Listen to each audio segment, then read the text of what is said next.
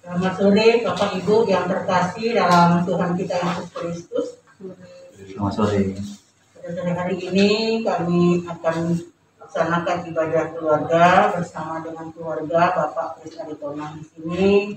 Namun sebelumnya kami memberikan kesempatan kepada keluarga Bapak Kris untuk menyampaikan kata sambutan dan pokok-pokok doa yang perlu didukung dalam doa syafaat. Silakan. Shalom. Shalom. Terima kasih sudah datang dalam ibadah keluarga di rumah kami pada saat ini. Terima kasih juga atas kedatangan Pak Pendeta dan juga majelis dan jemaat, dan pokok-pokok doa sudah kami sampaikan kepada Bapak Pendeta, dan kiranya Tuhan Yesus memberkati ibadah kita, dan biarlah firman-Nya akan menjadi garam dan terang dalam hidup kita, dan Roh Kudus-Nya memampukan kita untuk menjalankan dalam kehidupan kita sehari-hari. Terima kasih dan selamat ibadah buat kita semua. Terima kasih Pak Kris sudah menyampaikan kata sambutan dan pokok doa yang perlu didukung dalam doa syafaat nanti. Dan ibadah kita pada malam hari ini akan dilayani oleh Pendeta Sekalias Martin Tuarisa. Mari kita bersama.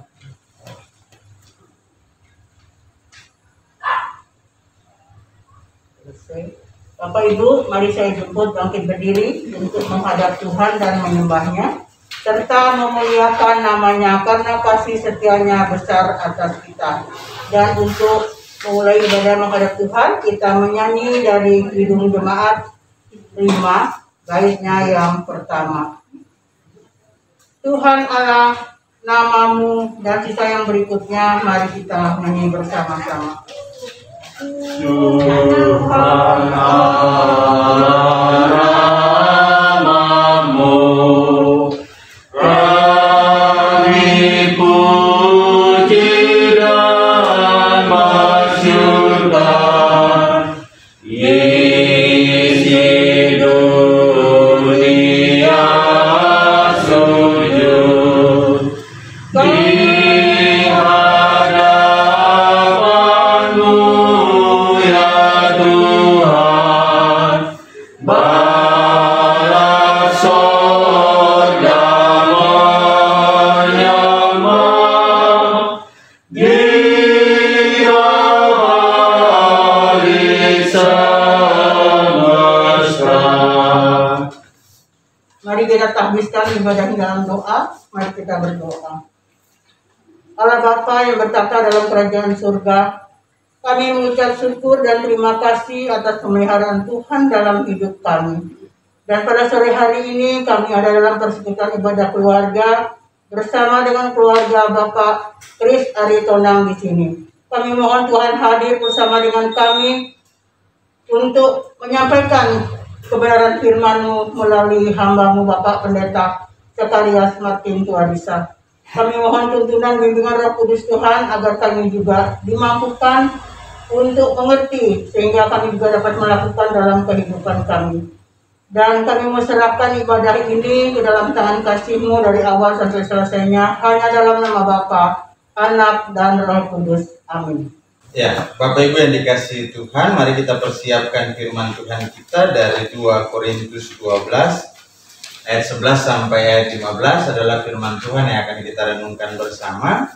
Sebelumnya mari kita berdoa mohon bimbingan Roh Kudus untuk pemberitaan firman Tuhan kita pada sore menjelang malam hari ini. Mari kita bersatu dalam doa.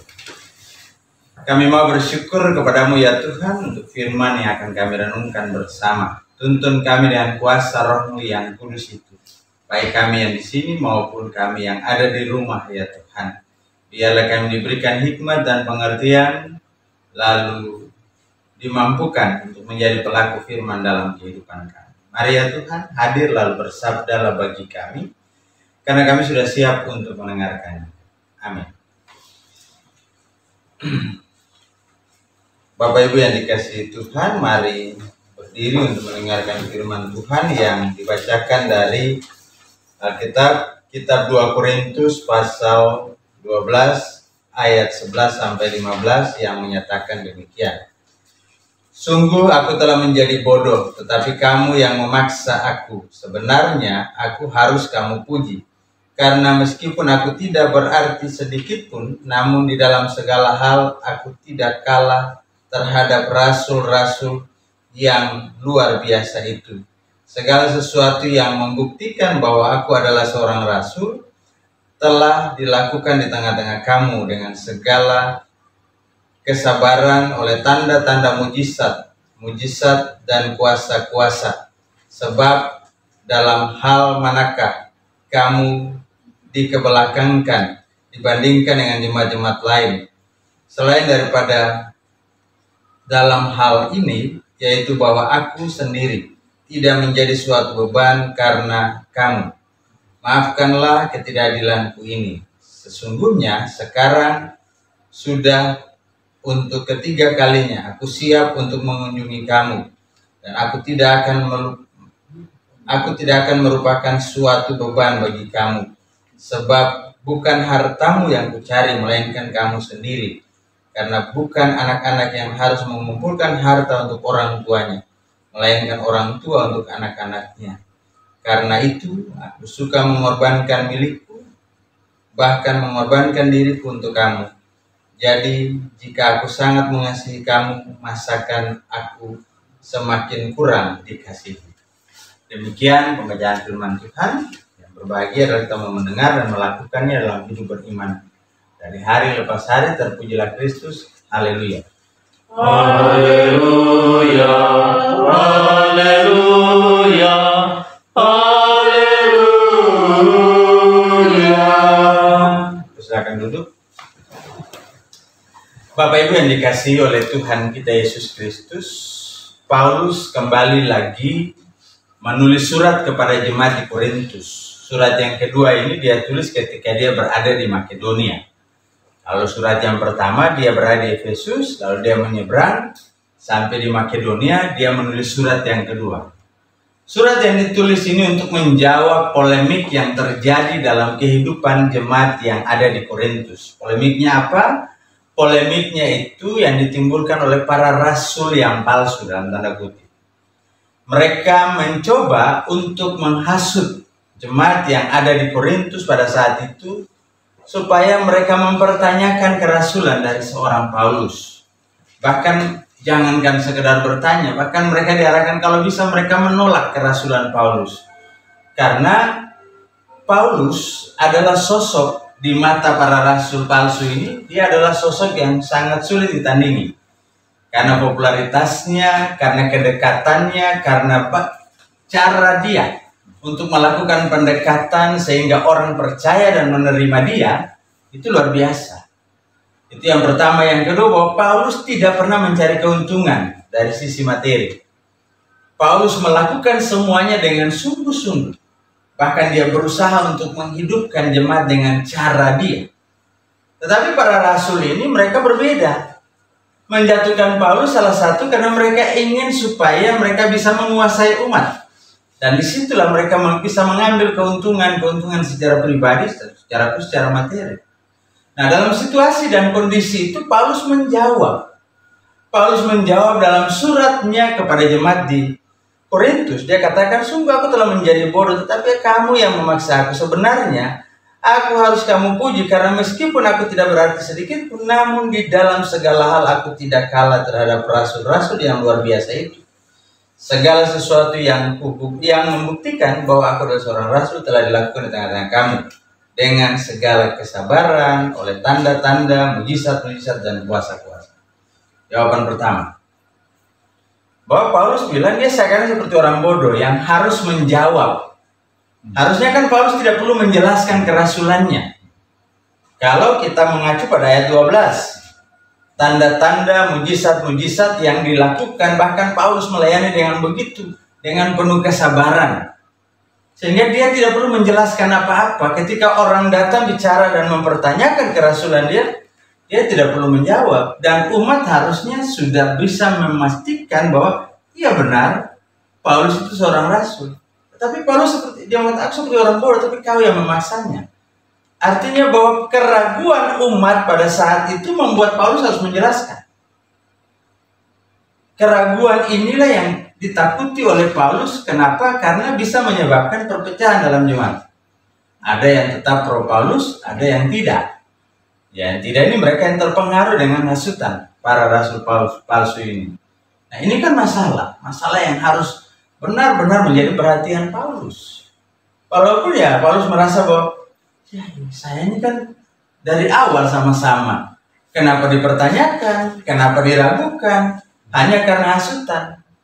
Tetapi itulah sikap, artinya bahwa kita akan melihat sampai di mana iman seseorang. Ketika dia memaknai kebersamaan dalam pelayanan, baik antara jemaat dan pelayan maupun sebaliknya, pelayan dan jemaat. Semua bisa terukur tanpa lalu ketika itu kita lakukannya tidak dengan motivasi kepentingan pribadi. Artinya bahwa kalau pelayan datang ya kita datang dengarkan firman, tidak usah lihat orangnya. Gitu kan? Tapi kalau kita lihat orangnya, pada akhirnya terpengaruh lalu belum lagi tambah dengan hasutan dan sebagainya. Gitu kan? Yang paling utama lihat apa yang disampaikan, kebenaran firman Tuhan yang disampaikan itu tidak mengambil keuntungan secara pribadi, tetapi mengutamakan Tuhan dalam pemberitaannya sehingga muncul sikap dan tindakan-tindakan yang tidak mengutamakan pribadi tapi mengutamakan jemaat. Itu yang harus menjadi perhatian kita. Nah, ketika seorang pelayan memberi diri dan hidupnya untuk jemaat, apa yang mau kita ragukan? Tidak ada keuntungan yang dicarinya. Yang kedua, sebab dalam hal manakah kamu dibelakangkan dibandingkan yang jemaat-jemaat lain, selain daripada dalam hal ini, yaitu bahwa aku sendiri tidak menjadi suatu beban kepadamu, maafkanlah ketidakadilan. Bahkan Paulus menunjukkan kerendahan hatinya. Dia mengingatkan jemaat supaya coba sadar. Perhatian Paulus kepada jemaat itu kurang apa. Dia tidak hanya sekedar berkunjung, tapi dia juga terus menjaga mereka dengan terus mengirim surat, menguatkan mereka. Dimanapun dia berada, dia ingin tahu informasi tentang Korintus. Sehingga untuk kedua kalinya menulis surat berarti bahwa itu bagian dari kepedulian Paulus kepada jemaat Korintus. Bagaimana dia mengutamakan pelayanan di Korintus itu karena dia tahu pergumulan yang dihadapi oleh jemaat Korintus. Dia tahu bahwa jemaat Korintus itu bercokol orang-orang yang memang tidak bertanggung jawab dalam pemberitaan Injil. Hanya bicara tentang kepentingannya. Tapi kalau itu dinilai salah ya sudah. Paulus bilang kalau gitu dia minta maaf. Sikap kerendahan hati yang ditunjukkan oleh seorang pelayan seperti Paulus inilah yang memang harus menjadi teladan bagi kita. Tidak banyak pemimpin mau minta maaf kepada orang yang dipimpinnya. Kenapa? Karena dia merasa dia di atas. Sehingga segala tindakannya itu adalah sebuah kebenaran. Nah, Paulus dengan bijaknya melihat semuanya. Paulus tidak hanya bicara tentang kebenaran, dia tidak hanya bicara tentang mujizat yang dia lakukan, tetapi dia bicara tentang bagaimana dia memahami hati dan perasaan umat Allah. Sehingga pendekatan Paulus, dia tidak mau melakukan pendekatan secara arogansi. Ya sudahlah, kalau memang saya salah, oke, saya minta maaf. Tapi buka mata lalu lihat. Bahasa saudaranya, buka mata, kurang apa? Sampai diriku saja tidak kuperhatikan, tapi kalian yang paling utama. Jemaat mana yang diperhatikan lebih daripada kalian? Itu yang Paulus mau bilang. Oh, seluruh hidupnya dia persembahkan untuk pelayanan itu. Tetapi lalu kemudian itu diragukan, dipertanyakan hanya karena hasutan. Itu pasti ada kekecewaan dalam diri Paulus. Ayat 14 dikatakan bahwa sesungguhnya sekarang sudah untuk ketiga kalinya aku siap mengunjungi kamu dan aku tidak akan merupakan suatu beban bagi kamu, sebab bukan hartamu yang kucari melainkan kamu sendiri, karena bukan anak-anak yang harus mengumpulkan harta untuk orang tua, melainkan orang tua untuk anak-anak. Paulus bicara tentang harta rohani. Paulus tidak bicara tentang harta dunia, karena dia bilang aku tidak mau jadi beban, tapi tugas dan tanggung jawab adalah mengumpulkan harta rohani karena dia sebagai bapak. Dia sebagai gembala, dia sebagai pemimpin, dia sebagai pelayan yang bertanggung jawab untuk menjaga kekayaan rohani umat. Sehingga bagi Paulus ya sudah, kalian tidak usah pikir saya, tidak usah cari apapun buat saya, tapi yang saya lakukan adalah seperti seorang bapak yang mengumpulkan harta buat anak-anak, ya bukan anak-anak kepada bapaknya. Ini berarti tanggung jawab iman Paulus itu diarahkan juga kepada kita sebagai orang tua. Dalam kehidupan keluarga, terkadang sebagai orang tua kita lupa salah satu peran penting bahwa bagaimana kita membangun kehidupan rohani anak-anak kekasih kita. Fokus sekarang lebih pada fisik, kebutuhan fisik. Makan, pakai, sekolah, gadget disiapkan, yang penting mereka bisa sekolah online, sudah selesai. Tapi bagaimana memberi perhatian khusus terhadap kehidupan rohani? Karena ini sangat terbatas waktunya. Nah, terkadang kita tidak bisa membawa anak-anak misalnya sekolah minggu secara daring, lalu kemudian mau tidak mau kita harus membangun praktek hidup yang sekaligus mengisi kehidupan rohani mereka. Membiasakan diri untuk membaca firman Tuhan, berdoa, dan biarlah mereka melihatnya setiap saat. Itu mulai dari kebiasaan itu. Sehingga pada akhirnya mereka juga akan ikut dengan sendirinya. Karena kesetiaan kita kepada Tuhan. Kita mengumpulkan itu kepada mereka, memberi informasi kepada mereka lewat apa yang mereka lihat dari sikap hidup kita dari hari lepas hari. Jadi Bapak Ibu jemaat yang dikasihi Tuhan, selanjutnya pada bagian terakhir dari firman Tuhan dikatakan, karena itu aku suka mengorbankan milik, bahkan mengorbankan diriku untuk kamu. Jadi jika aku sangat mengasihi kamu, masakan aku semakin kurang dikasih? Pertanyaan terakhir ini sangat sederhana, begini, apapun itu, kalau orang sudah melakukan hal baik kepada kita, kita tidak mungkin menjadi pribadi yang tidak tahu balas budi. Sehingga Paulus bilang, ya sudah, aku mengorbankan semua termasuk diri. Aku mengasihi engkau luar biasa. Masakan aku kurang dikasih?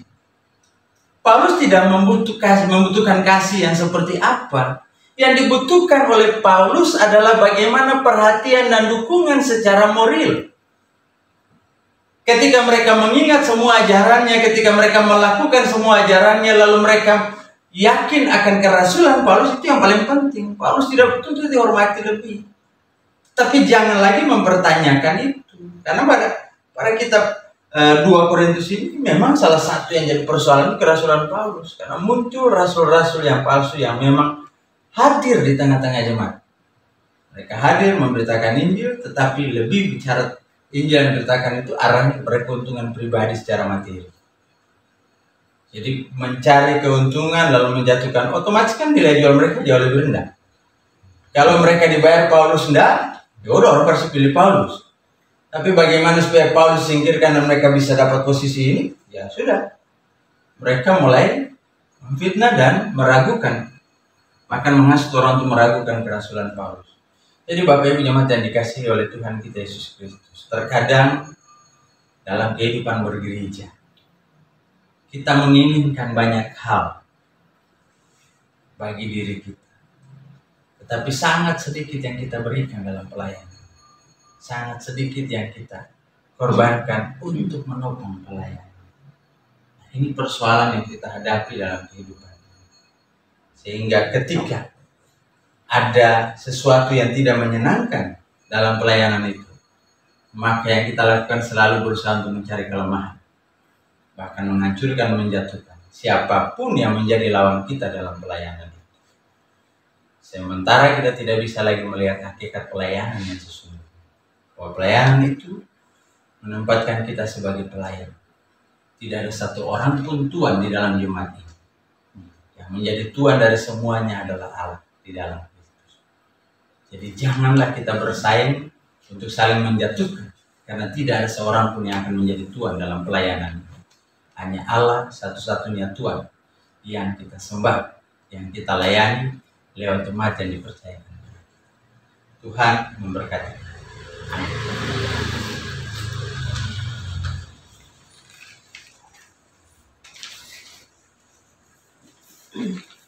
Ya, Bapak Ibu yang dikasihi Tuhan, kita masuk dalam syafaat kita, saya kurang jelas yang kelima, siapa Bu Edith atau Pak Kris?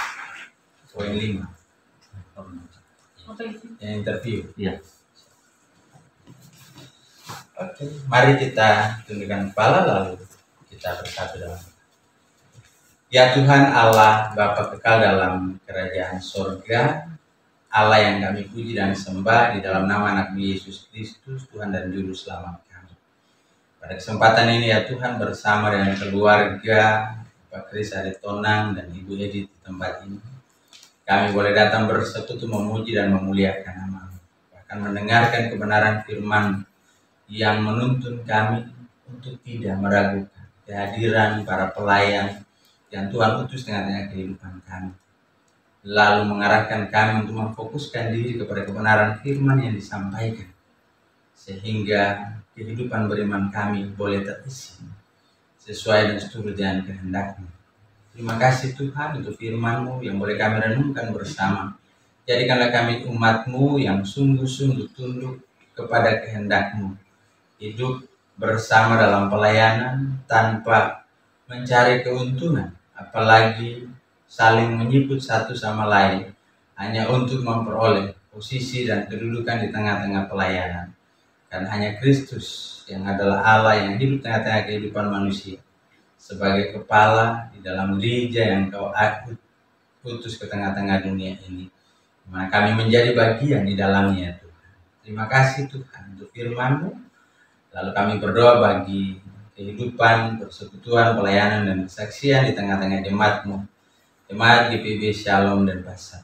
Berkati jemaat-Mu yang beribadah di tempat ini maupun di rumah-rumah masing-masing secara daring. Kau kenal kami masing-masing dalam pergumulan kehidupan kami, dalam tantangan, bahkan dalam hari-hari hidup kami. Kami percaya bahwa apapun yang kami gumuli di tengah-tengah kehidupan ini, baik pribadi, keluarga, rumah tangga, dalam tanggung jawab sebagai orang tua, anak kepada orang tua, dan orang tua kepada anak, biarlah kami diberikan hikmat, diberikan kebijaksanaan, dan kerendahan hati untuk dapat saling terbuka, saling menerima satu sama lain di dalam kehidupan ini. Dan biarlah kami saling menopang di dalam menjalankan tugas-tugas tanggung jawab pekerjaan di tengah-tengah dunia ini maupun dalam pelayanan yang Tuhan percayakan. Terima kasih Tuhan, kami yang boleh hadir saat ini berdoa secara khusus bagi orang tua kekasih kami, Opa Pit Sosialis. Dalam hari tuanya, ia harus menjalani kehidupan seorang diri sebagai orang tua tunggal terhadap anak, menantu, dan cucu terkasih. Beri hikmat, beri kebijaksanaan, beri kekuatan, beri kesehatan, tuntun selalu, serta beri kerendahan hati untuk menjadi pribadi yang mampu untuk tetap mengayomi, membimbing, menuntun, dan menjadi teladan bagi kehidupan anak, menantu, dan cucu-cucu terkasih. Terima kasih Tuhan, bersama dengan keluarga Bapak Kris Aritonang di tempat ini, Engkau telah menuntun mereka untuk membuka pintu rumah bagi kami beribadahkan di Kau. Berkati Pak Kris sebagai suami, sebagai orang tua, di dalam tugas tanggung jawab pekerjaannya, di dalam tanggung jawab tengah-tengah keluarga. Beri kekuatan, beri kesehatan, bahkan berkat-Mu ya Tuhan dalam kehidupannya. Berdoa bagi rencana untuk pindah tempat kerja di Jakarta, bahkan dalam proses menjalani interview di Mayapada dan juga di bank swasta, yaitu Bank Aladin ya Tuhan, Mayapada Hospital dan Bank Aladin. Bapak berkati sehingga proses interview itu boleh berjalan, dan kalau Tuhan perkenankan untuk memberi tanggung jawab lagi dalam pekerjaan yang dituju, maka Tuhan akan memampukan Pak Kris untuk membagi waktu, memberi yang terbaik dalam pekerjaan, dan biar ia boleh menjadi berkat baik dalam di tempat ia bekerja maupun di tengah-tengah keluarga rumah tangganya Tuhan. Anak kekasih Agnes dalam studinya di SD Santo Yosef, Bapak berkati dalam hari-hari hidupnya, dalam pertumbuhannya, beri juga kekuatan, kesehatan, bahkan berkat dalam kehidupannya, dan biarlah ia bertumbuh dalam rancangan damai sejahtera. Kekasih Ibu Edi dalam menampingi suami dan anak terkasih, Bapak juga beri hikmat, beri kekuatan, beri kesehatan, terlebih dalam tanggung jawab sebagai istri dan ibu rumah tangga di tengah-tengah kehidupan keluarga. Biarlah kekuatan dan kesehatan Tuhan terus melimpah dalam kehidupannya, dan biarlah berkat dan kasih-Mu akan memampukan dia dalam cinta kasih untuk memberi yang terbaik bagi keluarga, terutama bagi anak terkasih Agnes dan juga suami terkasih. Terima kasih Tuhan, kami juga mau berdoa bagi proses rencana untuk dikontrakan rumah kepada keluarga Pendeta Andi dari GCA Malang. Bapak berkati ya Tuhan, sehingga proses ini boleh berjalan dengan baik. Dengan demikian maka keluarga yang akan menempati, keluarga hamba Tuhan yang akan menempati tempat ini juga akan mengalami sukacita. Pak Kris dan Ibu yang akan berpindah ke Jakarta juga akan mengalami sukacita, karena Tuhan mau bekerja dalam proses ini. Terima kasih Tuhan, seluruh kehidupan keluarga besar Aritonang, Sosialisa dimanapun berada, kami pertaruhkan ke dalam tangan-Mu. Tuhan jaga pelihara, Tuhan sertai dan berkati. Demikian juga kami yang boleh hadir pada saat ini, berdoa bagi kedua hamba-Mu, Bu Titi dan Pak Jitro. Bapak berkati, secara khusus Bu Titi dalam tanggung jawabnya sebagai orang tua, bagi anak, menantu, dan cucu terkasih. Berdoa bagi keluarga anak terkasih David yang sementara menjalani isolasi. Bapa, jaga pelihara, beri kekuatan kesehatan, pulihkanlah mereka. Jaga mereka dengan baik sehingga pada akhirnya mereka boleh pulih dan kembali bersama dengan orang tua terkasih mereka. Pak Jitro bersama dengan istri dan kedua anak terkasih, Bapak sertai dan berkati juga. Dan hadir bersama-sama dengan kami, keluarga Agung dan Ibu yang boleh mengambil bagian dalam pelayanan, bahkan seluruh jemaat di dalam berbagai tugas, tanggung jawab, pekerjaan dan pergumulan masing-masing. Dalam usaha yang dikerjakan, Bapak berkati sehingga semuanya boleh terus menikmati berkat Tuhan di tengah-tengah masa sulit ini. Dan kami percaya sesulit apapun kehidupan ini, kami punya Allah yang besar, Allah yang hidup, Allah yang terus bekerja dalam keyakinan, iman dan percaya kami. Terima kasih Tuhan, kehidupan persekutuan jemaat Tuhan di GPB Jemaat Shalom dan Pasar. Tuhan terus jaga dan pelihara, dan limpahkan berkat-Mu dalam kebersamaan tengah-tengah persekutuan. Akhirnya kepadamu ya Tuhan kami mohon, ampuni kami atas salah dan dosa yang telah kami perbuat melawan kehendak-Mu di surga. Baik itu melalui kata, perbuatan, maupun yang ada dalam pikiran kami sekalipun. Suci, bersihkan dan layakkan kami, lalu sempurnakan kami dengan doa yang Kau ajarkan kepada murid-murid dan juga kepada kami saat ini. Bapa kami yang di sorga, dikuduskanlah nama-Mu, datanglah kerajaan-Mu, jadilah kehendak-Mu di bumi seperti di sorga. Berilah kami pada hari ini makanan kami secukupnya, dan ampunilah kami akan kesalahan kami, seperti kami juga mengampuni orang bersalah kepada kami. Dan jangan bawa kami ke dalam pencobaan, tapi lepaskan kami daripada yang jahat. Karena Engkaulah yang mempunyai kerajaan dan kuasa dan kemuliaan sampai selama-lamanya. Amin. Umat Tuhan, marilah kita memberikan ungkapan syukur atas kasih, penyertaan dan pertolongan Allah bagi kita. Dengarlah nas Alkitab dari 2 Korintus 8 ayat 12 yang menyatakan, sebab jika kamu rela untuk memberi, maka pemberianmu akan diterima. Kalau pemberianmu itu berdasarkan apa yang ada padamu, bukan berdasarkan apa yang tidak ada padamu. Tuhan memberkati saudara dan persembahan saudara. Sambil persembahan dijalankan, marilah kita memuji Tuhan dari Kitab Bakti 84 bait pertama. Inilah ungkapan syukurku dan apa yang berikutnya. Mari kita angkat bersama-sama. Inilah ungkapan syukurku yang ku berikan kepadamu, ku berikan dari hatiku, terimalah, ku persembahkan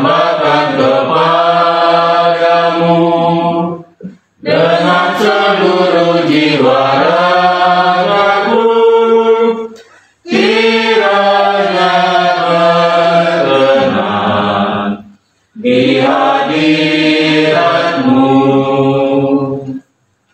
Jemaat, mari bangkit berdiri untuk menyerahkan persembahan ini kepada Tuhan. Dalam doa syukur kita berdoa.